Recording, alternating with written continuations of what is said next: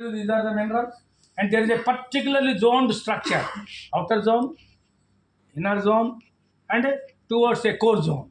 There is a zoned structure, and zonation of the mineralization. Outer is a ferrosalite zone. That is a pyroxene. Salite, ferrosalite is a pyroxene range. Ferrosalite is more iron rich.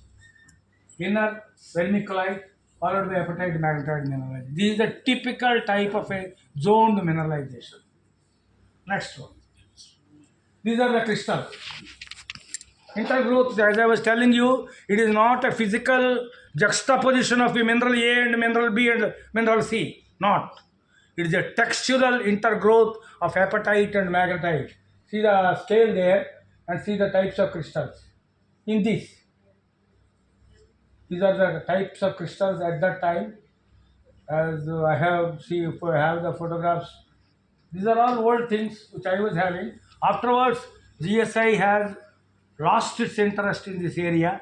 Earlier, GSI was doing some work in this area, and a very big man was working in this area. He gave a report, but afterwards, I don't think they have pursued it further.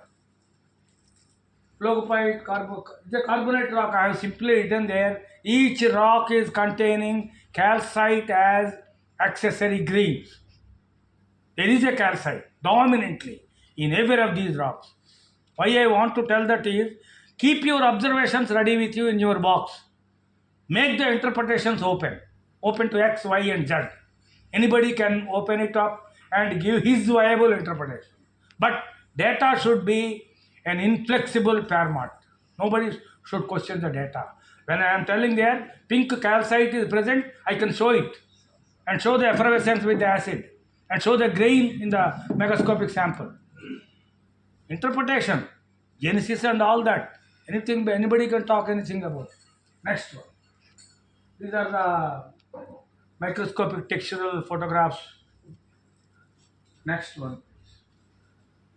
This is the zonal setting, internal structure, mineral association, settings, and mode of border zone. These are all what I have given. But in this, there is a main mineralization event followed by a later stage veinlet type. Both are not synchronous, but another cross-cutting veinlet type of late mineralization. Of course, ages are very difficult. Again, I am telling, we could say it is a Precambrian.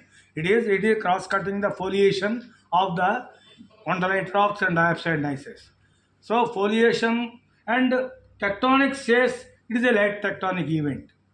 So, the around 700 million years or something is the age given, but there is no particular datable mineral in this assemblage except apatite.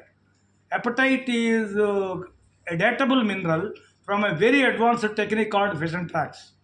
Fission track at that time was not available with any institutes in India. Later on it came at some places I know, but reliable ages.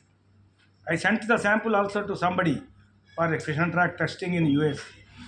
Data was not properly given to me, but there are some ages around 500 to 600 million years. That much I can say. Next one. This is the paragentic sequence. Last one is calcite. Something like that. Again from the textural intergrowths.